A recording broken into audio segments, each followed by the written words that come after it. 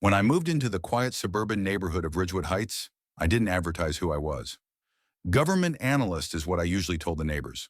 A vague but boring enough description to avoid further questions. The truth?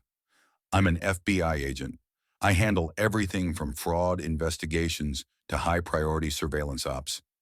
But when I'm home, I want peace, a cold drink, and maybe a grill session on the back patio. Not drama. Unfortunately, Ridgewood Heights had an enforcer of its own. Karen Ellison, self-declared queen of the HOA. Karen was exactly what you'd expect.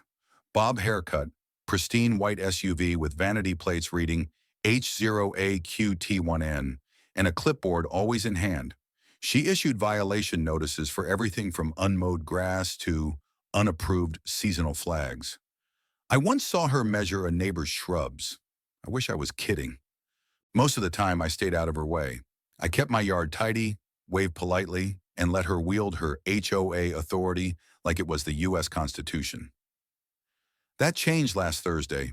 I had just wrapped up a 16-hour surveillance shift tracking a money laundering suspect through 3 counties.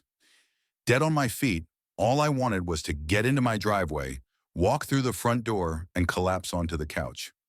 Instead, I found Karen's massive white Escalade parked directly across my driveway. It wasn't just encroaching, it was blocking it entirely.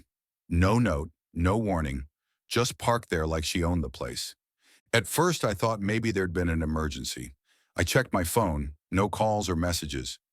I walked up to her house, rang the bell. Nothing. Just as I pulled out my phone to call the non-emergency line and request a tow, I heard it. The unmistakable clack of designer heels. Karen was walking up the sidewalk, talking on her phone, shopping bags dangling from her arms like trophies from a suburban conquest. She saw me standing next to her SUV and smiled like I was the one in the wrong. "Oh, hey, you're back early," she said casually. I glanced at my watch. "It's 6:30 p.m. "Right," she replied, digging through her purse. "I just needed a quick spot while the landscapers worked on my yard. Didn't think it'd be a problem. You weren't home." "You blocked my entire driveway," I said, my voice even. "What if I had an emergency? What if I needed to leave?" She waved it off like I'd told her the recycling bin fell over. "Oh, please, it's not like you're saving the world or anything." That's when I reached into my coat pocket and pulled out my badge. "I'm a federal agent, FBI," I said calmly, flipping it open. Karen blinked. You're FBI?" "That's right.